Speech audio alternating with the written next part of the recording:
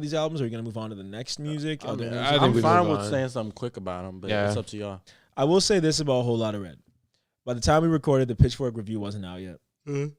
It came out. They gave it Best New Music, albeit they gave it the lowest Best New Music that you can technically get and still receive that award. So it was an 8.3. It wasn't a 9. It wasn't a 10. They gave it an 8.3, and they qualified it for Best New Music. That's about fair. We weren't shitting on the album, but we were saying it was clearly a flawed album, and we were saying that the flaws weren't entirely Playboi Carti's fault. Right.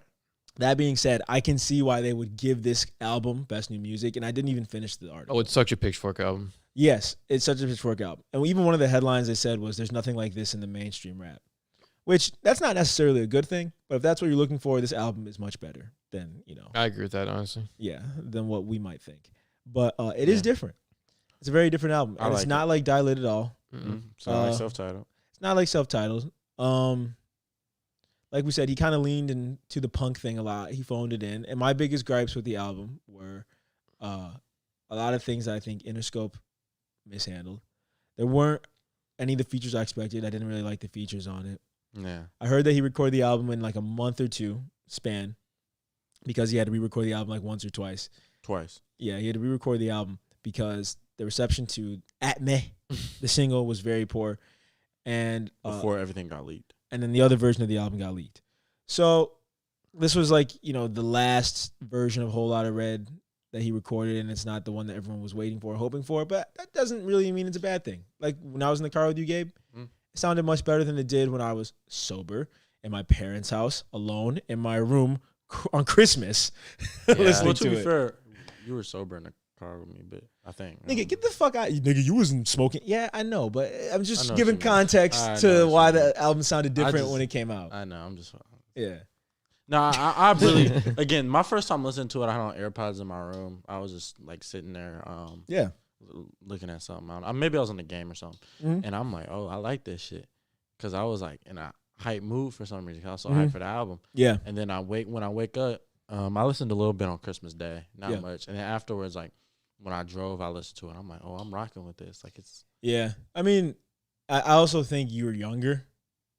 I know we're not that much older than you, but I do think the age factor maybe it plays a big difference because I came into it with no expectation. I knew the leaks weren't going to be there, so I wasn't mad when they weren't. I didn't expect anything. You can look at Playboi Carti and tell this is going to sound different. Yeah. He dyed his hair. Yeah, all that stuff. I just think that when did you start listening to Playboi Carti?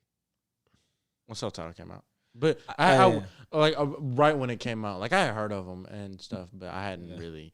And then afterwards, I heard some SoundCloud shit. I think this is more of a disappointment if you've known Carti since Awful Records days. Yeah. With Father, which is around the time Max started listening. I listened later. But I mean, I heard some stuff, but I heard Broke Boy. Yeah, but and Beef. My favorite song by Carti is Van Gogh. Always. Oh, that song's good. Yeah. But I don't think I knew that until Self-Titled. Yeah. So that's what I'm saying. I think if you kind of got... Because I was like 16 when Self-Titled came out, so yeah. So I think if you kind of got into Carti between Self-Titled and Die-Lit, this album wasn't as disappointing, but this is such a departure from the music he was making under Awful Records and even just solo or whatever that I think a lot of older fans were disappointed. Max can shed light on that because he's known Carti longer than I have. There was some... We were talking more last time about kind of splitting the album up in half. I think there was... Oh, that's another thing, too. It was way too long. Way too long with unnecessary songs, for sure. There were highlights. There were some really... I loved Feel Like Dying. Pierre when he had some songs on there, they were good.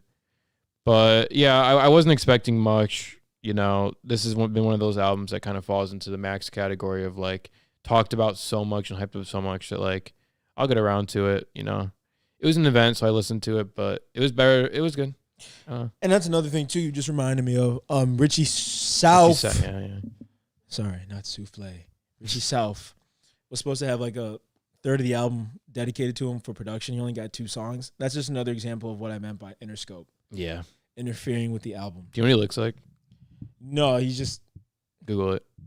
I know the picture of him with the dyed hair. Oh yeah, he's in it. Blonde hair, yeah, but he's. I asked this nigga to Google something. I see what's going on. The power I wield. I was gonna say, hope Gabe doesn't notice. What did you tell me to Google, Gabe? That I didn't Google it. What did you tell me to Google, Gabe? That I didn't Google? I don't even remember. About like donkey penis or something. Yeah, like that's what. No, it was not a penis thing. The thing about Richie South is like he doesn't really show his face though. No, he doesn't at all. So He that's yeah. I think he looks unique.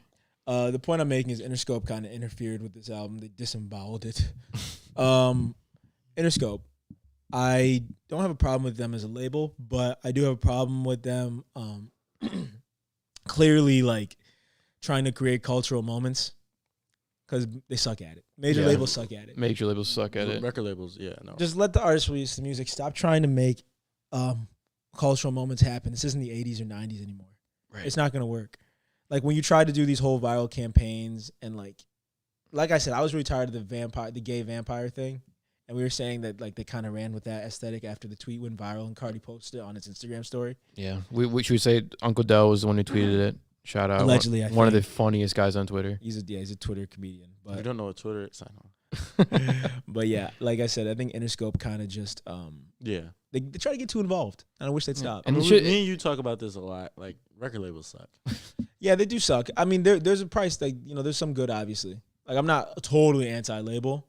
Mm-hmm. I just think that they kind of overestimate how much people need them. They need to stop trying to be everything in-house and just be like distributors and marketers. Obviously, they can have some creative control, slight, but they need to stop trying to create like the kids will love this shit. Or if you do, let us do it. Yeah, right. Hire us. We'll do it. But that being said, I don't know the extent to which Interscope was involved with the album. Cardi could have just lied to these producers and said, "Yeah, I'm giving you 8 songs." Oh, maybe. And just really put on like a 2 or 3. But the point is, it's not false advertising, but it wasn't what was expected. And Pierre himself tweeted something about that too. He said he was like disappointed. Yeah. So I think when there's miscommunications across the board from everybody, no one wins. So Interscope, Cardi, producers, everyone, just let's all get better at talking to each other. All right? Let's just get along, man. Let's just all get along. That's it. Let's just freaking get along. Yeah. And that being said, Whole Lotta Red's not even bad, just way too long. Mm-hmm. And way too record label involved for my taste. That's about it. I agree. Yeah. And then what else was there? The Voice last week? Yeah, we didn't. That's not even less to talk about, honestly. Yeah, we didn't. Yeah, I mean.